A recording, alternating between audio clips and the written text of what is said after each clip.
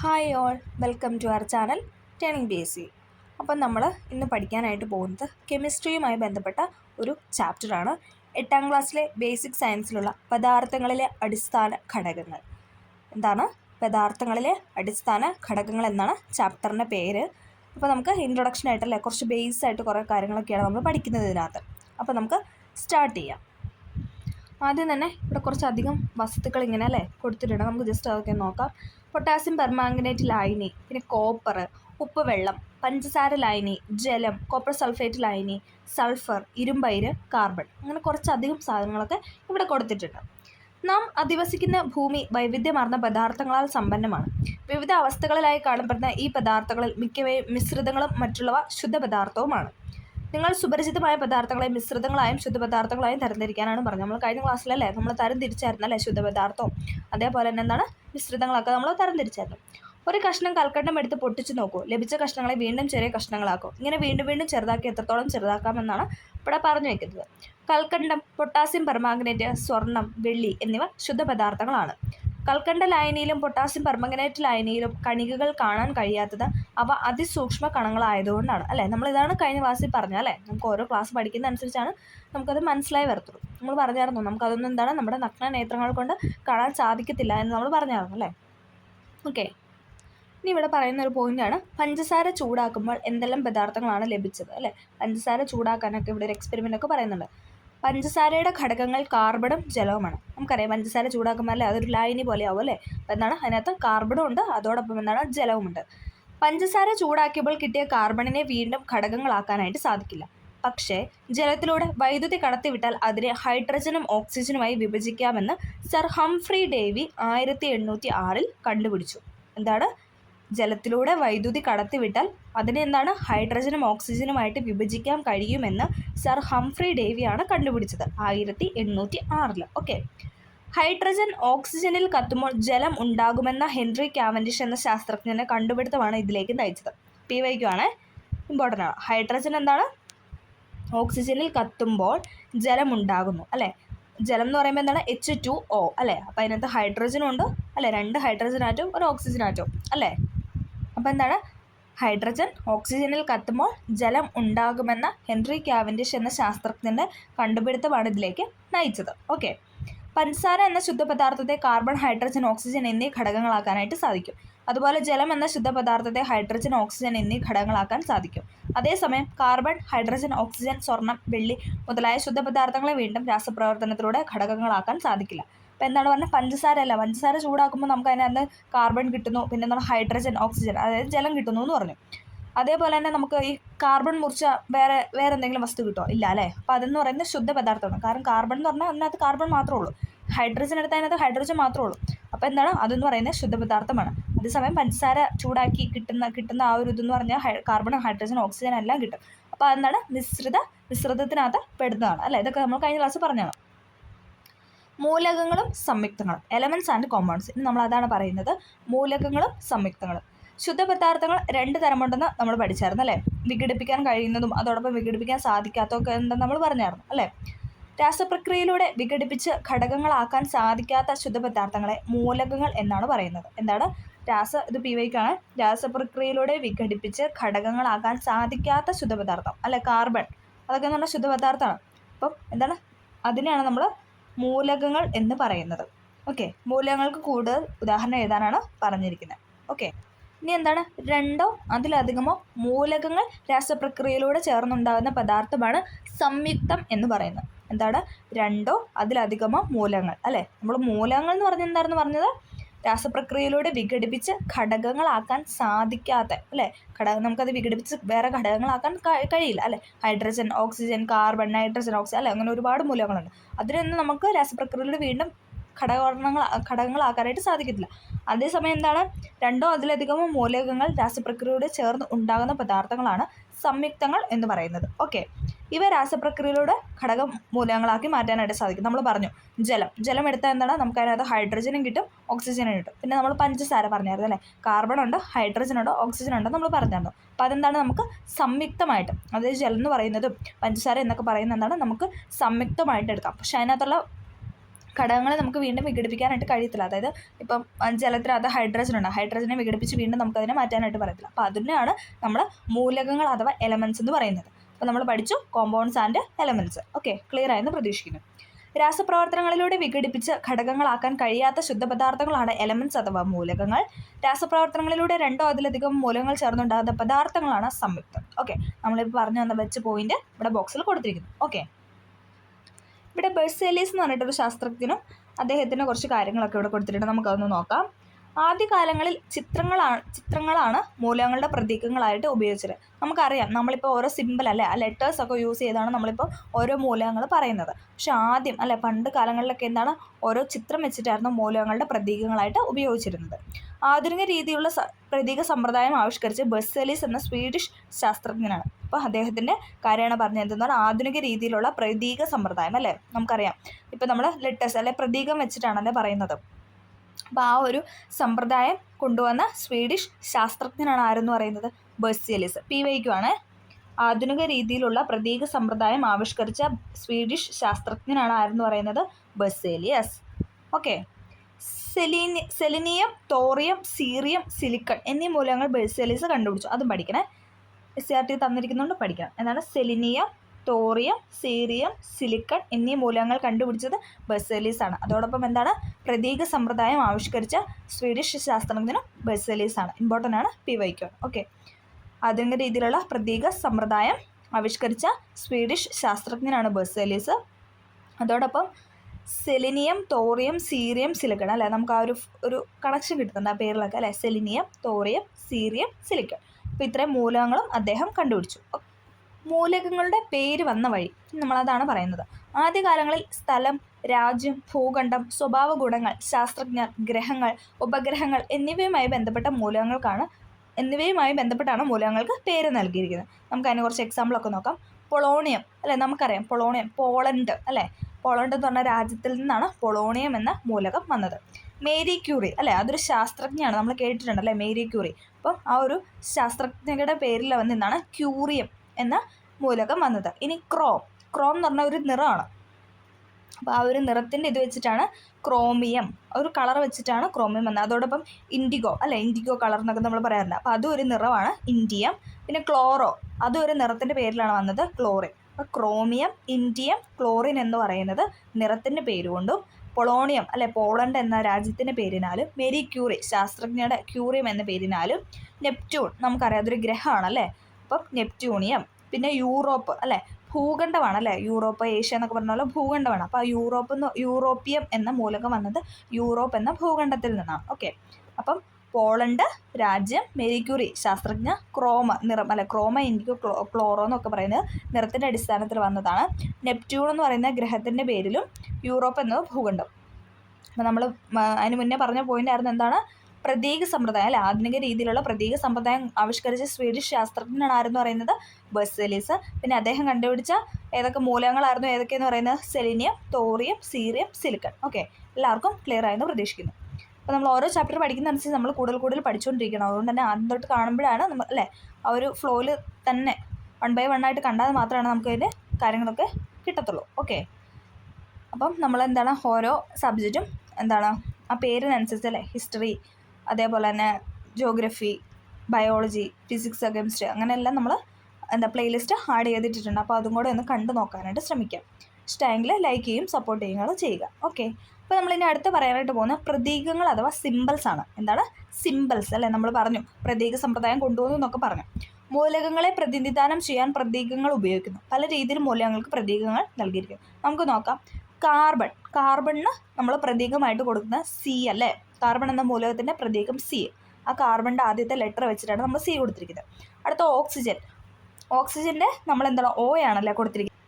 അതും എന്താണ് നമ്മുടെ ലെറ്ററിൻ്റെ അടിസ്ഥാനത്തിൽ അല്ലേ, ഓക്സിജൻ്റെ O വെച്ചിട്ടാണ് നമ്മൾ O കൊടുത്തിരിക്കുന്നത്. പിന്നെ നൈട്രജൻ്റെ N, ഹൈഡ്രജൻ്റെ H, സൾഫറിൻ്റെ S, കാർബണിൻ്റെ C, ഓക്സിജൻ്റെ O, നൈട്രജൻ്റെ N, ഹൈഡ്രജൻ്റെ H, സൾഫറിൻ്റെ S. ഇതൊക്കെ നമുക്ക് അറിയാവുന്ന പോയിന്റ്സാണ് അല്ലേ.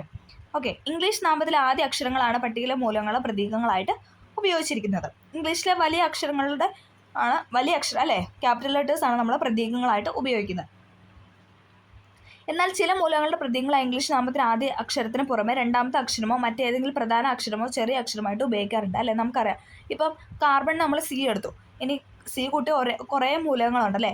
കാൽസ്യം ഉണ്ട്, ക്ലോറിനുണ്ട്, ക്രോമിയം അല്ലേ. അപ്പോൾ അതിനൊക്കെ നമുക്ക് സി കൊടുക്കാൻ പറ്റുമോ? ഇല്ല. അപ്പം നമുക്ക് കാർബൺ നമ്മൾ സി കൊടുത്ത സ്ഥിതിക്ക് ഇനി കാൽസ്യത്തിന് നമ്മൾ എന്നാ സിയും കാൽസ്യത്തിന് തൊട്ടടുത്ത ലെറ്ററായ എയും അല്ലേ. എ എന്ന് പറയുന്നത് നമ്മൾ രണ്ടാമത്തെ ലെറ്റർ എപ്പോഴും എന്താ നമ്മൾ സ്മോൾ ലെറ്റർ ആണ് കൊടുക്കാറുള്ളൂ. അതായത് പ്രതീകത്തിന് ആദ്യത്തെ ലെറ്റർ എപ്പോഴും ക്യാപിറ്റൽ, രണ്ടാമത് സ്മോൾ ലെറ്റർ. ഓക്കെ. ക്ലോറിനാണ് സി എൽ, ക്ലോ.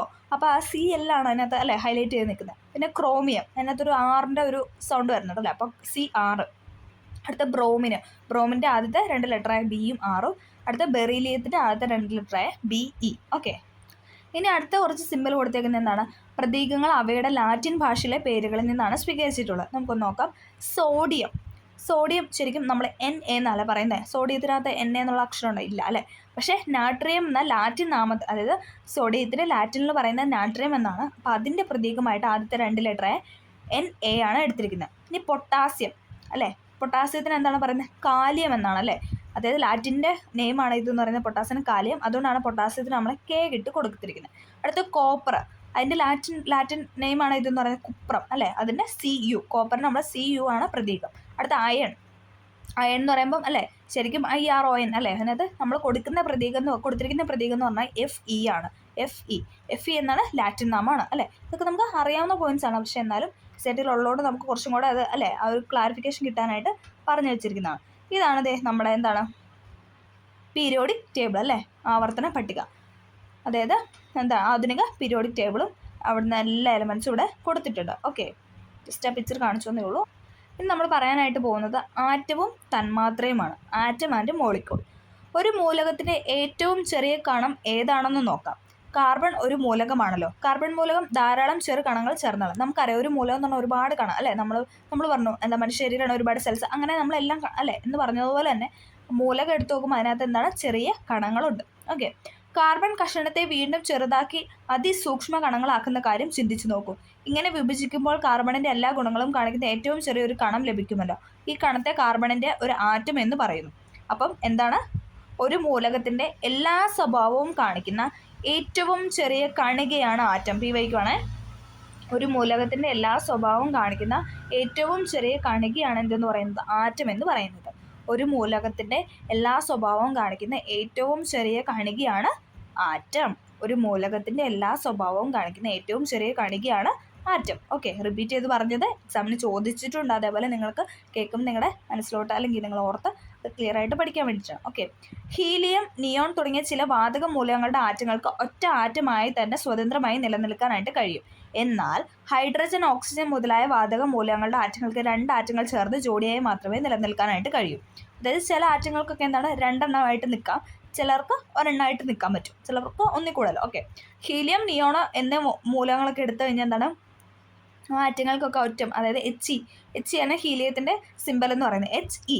അപ്പം എന്താണ് അവർക്ക് ആ ഒരു ഒറ്റ ആറ്റം കൊണ്ട് തന്നെ അവർക്ക് സ്വതന്ത്രമായിട്ട് നിൽക്കാനായിട്ട് കഴിയും. എന്നാൽ ഹൈഡ്രജൻ അങ്ങനെ പറ്റത്തില്ല. ഓക്കെ, അതാണ് പറഞ്ഞിരിക്കുന്നത്. സ്വതന്ത്രമായും സ്ഥിരമായും നിൽക്കാൻ കഴിയുന്ന ഏറ്റവും ചെറിയ കണങ്ങളാണ് തന്മാത്ര എന്ന് പറയുന്നത്. നമ്മൾ പറഞ്ഞു ആറ്റം എന്ന് പറഞ്ഞു. ഇനി അടുത്ത് നമ്മൾ പറയാൻ പോകുന്ന മോളിക്യൂൾ അഥവാ തന്മാത്രയാണ്. സ്വതന്ത്രമായും സ്ഥിരമായും നിൽക്കാൻ കഴിയുന്ന ഏറ്റവും ചെറിയ കണങ്ങൾ. ഓക്കെ, സ്വതന്ത്രമായും സ്ഥിരമായും നിൽക്കാൻ കഴിയുന്ന ഏറ്റവും ചെറിയ കണങ്ങളാണ് ഇതെന്ന് പറയുന്നത് തന്മാത്ര എന്ന് പറയുന്നത്. നമ്മൾ പറയുന്നത് ആറ്റങ്ങളെയും തന്മാത്രകളെയും സൂചിപ്പിക്കുന്ന വിധമാണ് നമ്മൾ പറയുന്നത്. മൂലകങ്ങൾക്ക് പ്രതീകം നൽകുന്ന വിധം നമ്മൾ മനസ്സിലാക്കി അല്ലേ. ഓരോ പേര് വെച്ചിട്ടല്ലേ പല രീതിയിൽ പ്രതീകം നൽകാറുണ്ട്. ഇനി ആറ്റങ്ങളെയും തന്മാത്രകളെയും സൂചിപ്പിക്കുന്നത് എങ്ങനെയാണെന്നാണ് നമ്മൾ പഠിക്കാനായിട്ട് പോകുന്നത്. ഹീലിയത്തിൻ്റെ പ്രതീകം HE നമ്മൾ പറഞ്ഞല്ലേ. ഹീലിയം HE എന്ന് എഴുതിയാൽ ഹീലിയം മൂലകത്തിന് ഒരാറ്റത്തെ സൂചിപ്പിക്കുന്നത്. അതായത് ജസ്റ്റ് നമ്മൾ HE എന്ന് റെപ്രസെൻറ്റ് ചെയ്ത് എന്താണ് അത് ഒരാറ്റമാണ്. ഓക്കെ. 2HE എന്ന് എഴുതിയാലോ അതെന്ന് പറഞ്ഞാൽ 2 ഹീലിയം ആറ്റമാണ് അല്ലേ. 2HE എന്ന് എഴുതിയാൽ 2 helium atom. Okay. Helium, neon, argon മുതലായ മൂലകങ്ങൾ പ്രകൃതിയിൽ സ്വതന്ത്ര ആറ്റങ്ങളായിട്ട് കാണപ്പെടുന്നത്. ഇവ ഒരാറ്റം മാത്രമുള്ള തന്മാത്രയാണ്. നമ്മൾ പറഞ്ഞായിരുന്നല്ലേ. അതായത് ഒരാറ്റം കൊണ്ട് മാത്രം അവർക്ക് സ്വതന്ത്രമായിട്ട് നിൽക്കാനായിട്ട് സാധിക്കും. അതായത് HEക്ക് സ്വതന്ത്രമായിട്ട് ആ ഒരാറ്റം കൊണ്ട് നിൽക്കാനായിട്ട് കഴിയും. അതേപോലെ തന്നെ നിയോൺ, NE, ആർഗൺ, AR ഇവർക്കൊക്കെ എന്താണ് സ്വതന്ത്രമായിട്ട് നിൽക്കാനായിട്ട് കഴിയും. ഇവയുടെ തന്മാത്രകളെ HE, NE, AR എന്നീ സൂചിപ്പിക്കാം. എന്നാൽ ഹൈഡ്രജൻ പോലുള്ള മൂലകങ്ങൾ 2 ആറ്റങ്ങൾ ചേർന്ന തന്മാത്രയാണല്ലോ കാണപ്പെടുന്നത്. അതായത് എച്ചിന്, അതായത് ഹൈഡ്രജൻ H ആണല്ലോ സിമ്പൽ. ആ H ഇങ്ങനെ സ്വതന്ത്രമായിട്ട് ഒരു 1 Hൽ നിൽക്കാനായിട്ട് പറ്റത്തില്ല. പുള്ളിക്ക് എന്താണ് 2 എണ്ണം വേണം, H2 വേണം. ഓക്കെ, ഹൈഡ്രജൻ ആറ്റത്തെ H എന്നാണ് സൂചിപ്പിക്കുക. ഹൈഡ്രജൻ തന്മാത്ര നമുക്ക് നോക്കാം. H2 എന്നതൊരു ഹൈഡ്രജൻ തന്മാത്രയാണ് സൂചിപ്പിക്കുന്നത്. H എന്ന് പറഞ്ഞു കഴിഞ്ഞാൽ എന്താണ്, ജസ്റ്റ് നമ്മളെ ഹൈഡ്രജൻ എന്ന് പറഞ്ഞാൽ അത് മൂലകം എലമെൻ്റ് ആണ്. അത് H2 എന്ന് പറഞ്ഞാലാണ് അത് തന്മാത്രയെ സൂചിപ്പിക്കത്തുള്ളൂ.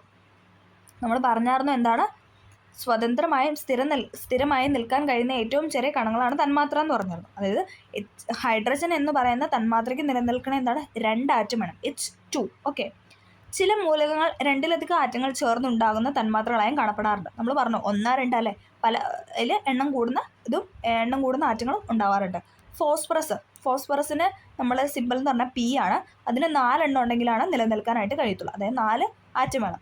സൾഫർ ആണെങ്കിൽ S8 മുതലായവ ഇത്തരം തന്മാത്രകൾക്ക് ഉദാഹരണമാണ്. അതായത് ഫോസ്ഫറസിനാണ് 4 ആറ്റം ഉണ്ടെങ്കിലാണ് അവർക്ക് സ്വതന്ത്രമായിട്ട് തന്മാത്രകളായിട്ട് നിൽക്കാനായിട്ട് കഴിയത്തുള്ളൂ. ഈ സൾഫറിൻ്റെ കാര്യത്തിലാണെങ്കിൽ സൾഫറിന് 8 എണ്ണം വേണം. ഓക്കെ, ഒരാറ്റം മാത്രമുള്ള മൂലക തന്മാത്രകളെ ഏകാറ്റോമിക തന്മാത്രകളെന്നും 2 ആറ്റങ്ങളെ മൂലക തന്മാത്രകളായ ദ്വയാറ്റോമിക തന്മാത്രകളെന്നും, ഇനി 2ലധികമാണെങ്കിൽ എന്താണ്, പോളി അറ്റോമിക തന്മാത്രകൾ എന്നാണ് പറയുന്നത്.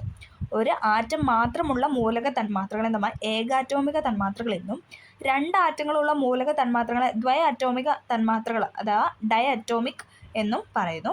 ഇനി 2ൽ കൂടുതലാണെങ്കിൽ അതിൽ നമ്മൾ ബഹു അറ്റോമിക തന്മാത്ര അഥവാ പോളി അറ്റോമിക തന്മാത്രകൾ എന്നാണ് പറയുന്നത്. ഓക്കെ, ഏക അറ്റോമിക തന്മാത്രകൾ പ്രതീകത്തിൻ്റെ ഇടതുവശത്ത്, അതായത് ലെഫ്റ്റ് സൈഡിൽ എഴുതുന്ന സംഖ്യ ആറ്റങ്ങൾ അല്ലേ. അപ്പോൾ 2H എന്ന് എഴുതുന്ന 2 ഹൈഡ്രജൻ ആറ്റം, അതായത് 2 ലെഫ്റ്റ് സൈഡിൽ എഴുതിയിട്ട് ക്യാപിറ്റൽ ലെറ്റർ H എഴുതി കഴിഞ്ഞാൽ എന്താണ്, 2 ഹൈഡ്രജൻ ആറ്റങ്ങളെ തന്മാത്രകളുടെയും എണ്ണമാണ് സൂചിപ്പിക്കുന്നത്. ബഹു അറ്റോമിക തന്മാത്രകളിൽ തന്മാത്രയുടെ ഭാഗമായി നിൽക്കുന്ന ആറ്റങ്ങളുടെ എണ്ണം പ്രതീകത്തിന് ചുവടെ വലതുവശത്ത് അല്ലേ, H2O. അതായത് ഹൈഡ്രജന് താഴെയായിട്ട് നമ്മൾ 2 എഴുതുന്നത് അല്ലേ, ഇത് ഇവിടെ കൊടുത്തിട്ടുണ്ട്, നമുക്ക് അതും കൂടെ ഒന്ന് പറയാം. അതിനാണ് നമ്മൾ എന്തെന്ന് പറയുന്നത്, ബഹു അറ്റോമിക തന്മാത്രകൾ എന്ന് പറയുന്നത്. തന്മാത്രകളുടെ ആകെ എണ്ണം തന്മാത്രയുടെ ഇടതുവശത്ത് സൂചിപ്പിക്കുന്നു. അതായത് ഇപ്പം ലെഫ്റ്റ് സൈഡിൽ എഴുതുന്നതെല്ലാം എന്നുള്ള ആ തന്മാത്രയുടെ ആകെ എണ്ണമാണ്. ഹൈഡ്രജൻ്റെ ലെഫ്റ്റ് സൈഡിൽ നമ്മൾ 2 എഴുതി കഴിഞ്ഞാൽ ആ ഹൈഡ്രജൻ തന്മാത്രയുടെ ആകെ എണ്ണമാണ് ആ 2 എന്ന് പറയുന്നത്. ഓക്കെ, താഴെ കാണുന്ന മൂലക തന്മാത്രകളെ ഏക അറ്റോമിക, ദ്വയ അറ്റോമിക, ബഹു അറ്റോമിക എന്നിങ്ങനെ പട്ടികപ്പെടുത്താനാണ് പറഞ്ഞിരിക്കുന്നത് അല്ലേ. അതായത് ഏക അറ്റോമികത്തിൽ നമുക്ക് ഏതൊക്കെ പെടുത്താം, ക്ലോറിനും ഉണ്ട്, ഏക അറ്റോമികത്തിനകത്ത് നമുക്ക് അതിനകത്ത് ഹീലിയം ഉണ്ട്, ആർഗൺ ഉണ്ട് അല്ലേ. അതെ, ഹീലിയോ ആർഗൺ, ഈ 2 എണ്ണത്തിനാണ് നമുക്ക് ഏക അറ്റോമികത്തിൽ പെടുത്താൻ പറ്റുന്നത്. ഇനി അടുത്ത ദ്വയ അറ്റോമിക ആണെങ്കിൽ H2 അല്ലേ, നമ്മൾ പറഞ്ഞത് 2 ആറ്റം വേണം അല്ലേ, H ക്ലോറിനും, അതായത് ഹൈഡ്രജനും ക്ലോറിനും നമുക്ക് ഓക്സിജനും നമുക്ക് പെടുത്താനായിട്ട് പറ്റും. ഇനി നമ്മൾ പറഞ്ഞു 2 അതിലധികമോ, P4ഉം S8ഉം അല്ലേ, ഫോസ്ഫറസും സൾഫറും. ഓക്കെ, അപ്പം ഹീലിയം ആർഗൺ ആണെങ്കിൽ അത് ഏക അറ്റോമികം, പിന്നെ ഹൈഡ്രജൻ ഇവിടെ തന്നിട്ടുണ്ട് H2, പിന്നെ ഓക്സിജൻ O2, പിന്നെ ക്ലോറിൻ Cl2 അല്ലേ.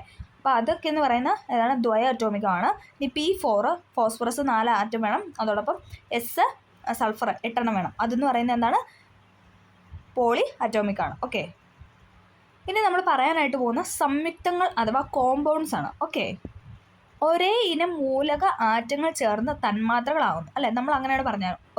ഒരേ ടൈപ്പ് ഓഫ് മൂലകങ്ങൾ ചേർന്ന് എന്താണ് തന്മാത്രയാണെന്ന് പറഞ്ഞു. ഇംഗ്ലീഷ് അക്ഷരം അല്ലെങ്കിൽ അക്ഷരങ്ങൾ ചേർന്നാണല്ലോ ദശലക്ഷക്കണക്കിന് ഇംഗ്ലീഷ് വാക്കുകൾ അല്ലേ, നമുക്കറിയാം. നമ്മൾ അല്ലേ ലെറ്റേഴ്സൊക്കെ കൂട്ടിച്ചേർത്താണ് ഓരോ വാക്കുകൾ എഴുതുക. അതുപോലെ വ്യത്യസ്ത മൂല ആറ്റങ്ങൾ ചേർന്നുണ്ടാകുന്ന തന്മാത്രകൾ അടങ്ങിയവയാണ് സംയുക്തങ്ങൾ. നമുക്ക് നോക്കാം.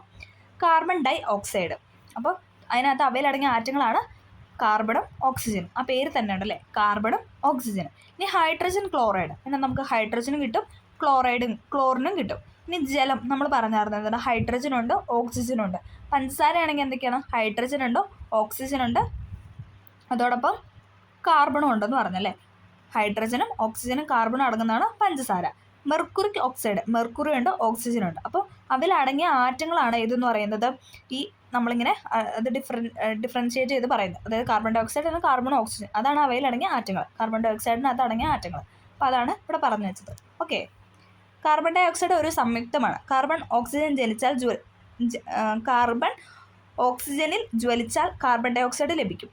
കാൽസ്യം കാർബണേറ്റ് വിഘടിച്ചും കാർബൺ ഡൈ ഓക്സൈഡ് ഉണ്ടാകുന്നു. ഒരു സംയുക്തം ഏത് സ്രോതസ്സിൽ നിന്ന് ലഭിച്ചാലും അതിലടങ്ങിയ മൂലക ആറ്റങ്ങൾ തമ്മിലുള്ള ഒരു നിശ്ചിത അനുപാതം ഉണ്ടായിരിക്കും.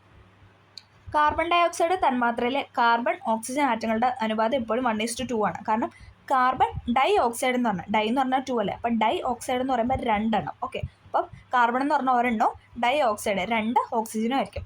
കാർബൺ ഡൈ ഓക്സൈഡിൻ്റെ തന്മാത്രയെ CO2 എന്നാണ് സൂചിപ്പിക്കുന്നത് അല്ലേ. കാർബൺ ഡൈ ഓക്സൈഡ് എന്ന് പറയുമ്പോൾ കാർബൺ എന്ന് പറയുമ്പോൾ ഏതാണ്, ലെറ്റർ C.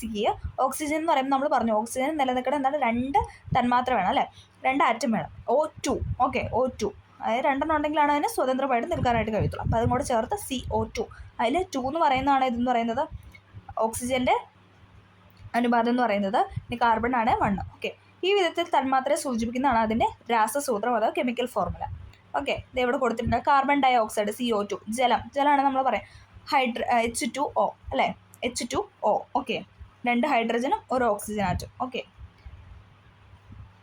ഒരു ബോക്സ് ഇവിടെ തന്നിട്ടുണ്ട്. ആറ്റത്തിൻ്റെ വലിപ്പം. ഒരു ആറ്റത്തിൻ്റെ വലിപ്പത്തെ പറ്റി നിങ്ങൾക്ക് ഊഹിക്കാൻ കഴിയുമോ? ആറ്റമോസ് എന്ന ലാറ്റിൻ പദത്തിൽ നിന്നാണ് ആറ്റം എന്ന വാക്കുണ്ടായത്. ഇപ്പോൾ ഈ വൈക്കാണ് ആറ്റമോസ് എന്ന ലാറ്റിനാണ് ചോദിച്ചിട്ടുള്ളത്. ലാറ്റിൻ പദത്തിൽ നിന്നാണ് ആറ്റം എന്ന വാക്കുണ്ടായത്. ഈ വാക്കിൻ്റെ അർത്ഥം വിഭജിക്കാൻ കഴിയാത്തത്. അതും ചോദിച്ചിട്ടുണ്ടേ. ഈ വാക്കിൻ്റെ ആറ്റം എന്ന വാക്കിൻ്റെ അർത്ഥം വിഭജിക്കാൻ കഴിയാത്തത്. സ്റ്റേറ്റ്മെൻറ്റ് ശരിയോ തെറ്റോ? ശരിയാണല്ലേ. ഈ വാക്കിന് ആറ്റം എന്ന വാക്കിൻ്റെ അർത്ഥം വിഭജിക്കാൻ കഴിയില്ല. കാരണം നമുക്ക് ആറ്റത്തിന് വീണ്ടും കീറി മുറിക്കാനായിട്ട് കഴിയില്ല. സ്വർണത്തിൻ്റെ ഒരാറ്റത്തിൻ്റെ വ്യാസം ഇവിടെ ഒരു കുറേ അല്ലേ പോയിൻ്റ് ഇട്ട് കുറച്ച് 0.254 സെൻറ്റിമീറ്ററാണ്. അതായത് ഏകദേശം 3.5 കോടി സ്വർണ്ണ ആറ്റങ്ങൾ നിരനിരയായി വെച്ചാൽ 1 സെൻറ്റിമീറ്റർ മാത്രമേ നീളമുണ്ടാകൂ എന്നാണ് അർത്ഥം. ഭാരതീയനായ കണാദൻ, ഗ്രീക്ക് ചിന്തകനായ ഡെമോക്രിറ്റസ് എന്നിവർ നൂറ്റാണ്ടുകൾക്ക് മുമ്പ് തന്നെ പദാർത്ഥത്തിലെ ചെറു കണങ്ങളെക്കുറിച്ച് പ്രവചിക്കുകയുണ്ടായി. ആധുനിക ആറ്റ സിദ്ധാന്തം ആവിഷ്കരിച്ച ഇംഗ്ലീഷ് ശാസ്ത്രജ്ഞനായ ജോൺ ഡാൾട്ടനാണ്. ഇപ്പോൾ ഈ വൈക്കാണ് ആധുനിക ആറ്റ സിദ്ധാന്തം ആവിഷ്കരിച്ച വ്യക്തിയാണ് ആരെന്ന് പറയുന്നത് ജോൺ ഡാൾട്ടൺ. പി വൈക്കാണ് വെരി ഇമ്പോർട്ടൻറ്റ്. ആധുനിക ആറ്റ സിദ്ധാന്തം ആവിഷ്കരിച്ചത് ജോൺ ഡാൾട്ടൺ. ഓക്കെ, ഇത്രയും പോയിൻ്റാണ് അവിടെ പറഞ്ഞത്. ഇനി അടുത്ത് പറയാനായിട്ടുള്ളത് രാസസമവാക്യങ്ങൾ അഥവാ കെമിക്കൽ ഇക്വേഷൻസ് ആണ്. Okay, chemical equations. Hydrochloric acid എന്ന സംയുക്തത്തിൻ്റെ രാസസൂത്രമോ ഹൈഡ്രോക്ലോറിക് ആസിഡും സിങ്കും തമ്മിലുള്ള പ്രവർത്തനം നിങ്ങൾ മുമ്പ് കണ്ടിട്ടുണ്ടല്ലോ. ഈ പ്രവർത്തന ഫലമായി എന്തൊക്കെയാണ് ഉണ്ടാകുന്നത്? അപ്പോൾ അതൊരു എക്സ്പെരിമെൻ്റ് ആയിട്ട് കുട്ടികൾക്ക് കൊടുത്ത കാര്യമൊക്കെയാണ് പറഞ്ഞത്. ഒരു രാസപ്രവർത്തനത്തിൽ പങ്കെടുക്കുന്ന പദാർത്ഥങ്ങളെ അഭികാരകങ്ങൾ അഥവാ റിയാക്ടൻസ് എന്നാണ് പറയുന്നത്. എന്താണ്? ഒരു രാസപ്രവർത്തനത്തിൽ പങ്കെടുക്കുന്ന പദാർത്ഥങ്ങളെ അഭികാരകങ്ങൾ അഥവാ റിയാക്ടൻസ് എന്നാണ് പറയുന്നത്. പ്രവർത്തനത്തിൻ്റെ ഫലമായി ഉണ്ടാകുന്ന അല്ലേ, നമുക്കറിയാം പ്രവർത്തനത്തിൻ്റെ ഫലമായിട്ട് എപ്പോഴും നമുക്ക് പ്രൊഡക്റ്റ് അഥവാ ഉൽപ്പന്നമാണ് ഉണ്ടാകുന്നത് അല്ലേ. അപ്പോൾ നമ്മളതിന് പ്രൊഡക്റ്റ് അഥവാ ഉൽപ്പന്നം എന്ന് പറയുന്നു. പ്രവർത്തനത്തിന് ഫലമായി ഉണ്ടാകുന്ന പദാർത്ഥങ്ങളെ നമ്മൾ പ്രൊഡക്റ്റ് അഥവാ ഉൽപ്പന്നങ്ങൾ എന്ന് പറയുന്നു. ഓക്കെ, ഒരു രാസപ്രവർത്തനത്തിൽ പങ്കെടുക്കാൻ പോകുന്നവരെ നമ്മൾ റിയാക്റ്റൻറ്റ് അല്ലേ, റിയാക്ട് ചെയ്യാൻ പോകുന്നവരെ നമ്മൾ റിയാക്റ്റൻസ് അങ്ങനെ വെച്ച് കണക്ട് ചെയ്യുക. റിയാക്റ്റൻസ് നമുക്ക് അതിന് ഫലമായിട്ട് കിട്ടുന്നതിന് നമ്മൾ പ്രൊഡക്റ്റ് അഥവാ ഉൽപ്പന്നം എന്ന് പറയുന്നു. ഓക്കെ, ഒരു രാസസമവാക്യം എഴുതുമ്പോൾ അഭികാരകങ്ങളുടെ ഭാഗത്തും ഉൽപ്പന്നങ്ങളുടെ ഭാഗത്തുമുള്ള ഒരേ ഇനം ആറ്റങ്ങളുടെ എണ്ണം തുല്യമായിരിക്കണം. ഇങ്ങനെയുള്ള രാസസമവാക്യങ്ങളെ സമീകൃത രാസസമവാക്യങ്ങൾ അഥവാ ബാലൻസ്ഡ് കെമിക്കൽ ഇക്വേഷൻ എന്നാണ് പറയുന്നത്. നമ്മൾ അങ്ങോട്ടും ഇങ്ങോട്ടൊക്കെ ബാലൻസ് ചെയ്യാം. അതൊക്കെ നമ്മൾ ഇനി വരും ക്ലാസ്സിൽ പഠിക്കും. അപ്പോൾ നമുക്ക് എന്താണ് ഇപ്പോൾ ഇതിലത് പറഞ്ഞു വെച്ചിരിക്കുന്ന ഒരു രാസസമവാക്യം എഴുതുമ്പോൾ അഭികാരങ്ങൾ അതായത് റിയാക്ടൻസിൻ്റെ ഭാഗത്ത് ഉൽപ്പന്നങ്ങളുടെ അതായത് പ്രൊഡക്റ്റിൻ്റെ ഭാഗത്തുമുള്ള ഒരേ ഇനം ആറ്റങ്ങളുടെ എണ്ണം തുല്യമായിരിക്കണം. അതായത് ഒരേപോലത്തെ ആറ്റങ്ങളുടെ എണ്ണം എന്താണ് എപ്പോഴും സെയിം ആയിരിക്കണം. ഇങ്ങനെയുള്ള രാസസമവാക്യങ്ങളെയാണ് നമ്മൾ സമീകൃത രാസസമവാക്യങ്ങൾ അഥവാ ബാലൻസ്ഡ് കെമിക്കൽ ഇക്വേഷൻ എന്ന് പറയുന്നത്. ഓക്കെ, നമ്മളപ്പം ആറ്റം പറഞ്ഞു, എലമെൻറ്റ്സ് അല്ലേ, അതേപോലെ കോമ്പൗണ്ട്സ്, സംയുക്തങ്ങൾ, അതൊക്കെ അർത്ഥമല്ലേ നമ്മൾ പറഞ്ഞത്. അപ്പോൾ ഇത്രയും കാര്യങ്ങളാണ് ഈ കുട്ടി ചാപ്റ്ററിനകത്ത് പറയാനായിട്ടുള്ളത്. അപ്പം ഇതും എന്താ പറയുന്ന ബേസാണ്. നമുക്ക് ഇനി വരും ക്ലാസ്സിൽ എന്താണ് ഇതൊക്കെ ഡീറ്റെയിൽ ആയിട്ടല്ലേ ഇക്വേഷനും കാര്യങ്ങളും ബാലൻസ് ചെയ്യുന്ന കാര്യങ്ങളൊക്കെ നമുക്ക് പറയാനുണ്ട്. കാരണം അതൊക്കെ ഇങ്ങനെ PSCക്ക് ചോദിക്കുന്നുണ്ട്. ഇങ്ങനെ ഒരു കെമിക്കൽ ഇക്വേഷൻ എപ്പോഴും PSCക്ക് ഒരു ക്വസ്റ്റൻ ആയിട്ട് കാണാറുണ്ട്. അപ്പോൾ അതുകൊണ്ട് അതൊന്നും സ്കിപ്പ് ചെയ്യാനായിട്ട് പാടില്ല. അപ്പോൾ എല്ലാവർക്കും ഈ ക്ലാസ്സല്ലേ നമ്മളെല്ലാം ബേസായിട്ട് ചെറിയ ആറ്റം എന്താണ്, മോളിക്യൂൾ എന്താണ്, കോമ്പൗണ്ട്സ് എന്താണ്, അങ്ങനെയുള്ള ബേസ് ആയിട്ടുള്ള കാര്യങ്ങൾ മാത്രമാണ് പറഞ്ഞത്. അതേപോലെ അവരുടെ കെമിക്കൽ അവരുടെ പ്രതീകങ്ങൾ കൊടുക്കുന്നതും പിന്നെ എന്താണ് ബെസ്സെൽസിൻ്റെ കാര്യം പിന്നെ ജോൺ ഡാൾട്ടൻ്റെ കാര്യമൊക്കെയാണ് നമ്മൾ പറഞ്ഞു വെച്ചത്. അപ്പോൾ എല്ലാവർക്കും ഈ ക്ലാസ് ഹെൽപ്ഫുൾ ആയെന്ന് വിചാരിക്കുന്നു. ഹെൽപ്ഫുൾ ആയെങ്കിൽ ഒന്ന് ലൈക്ക് ചെയ്ത് സപ്പോർട്ട് ചെയ്യുകയും കൂടെ ചെയ്യണം. അപ്പോൾ ഓക്കെ, അടുത്ത ക്ലാസ്സിൽ കാണുന്നവരെ ഓക്കെ, താങ്ക് യു.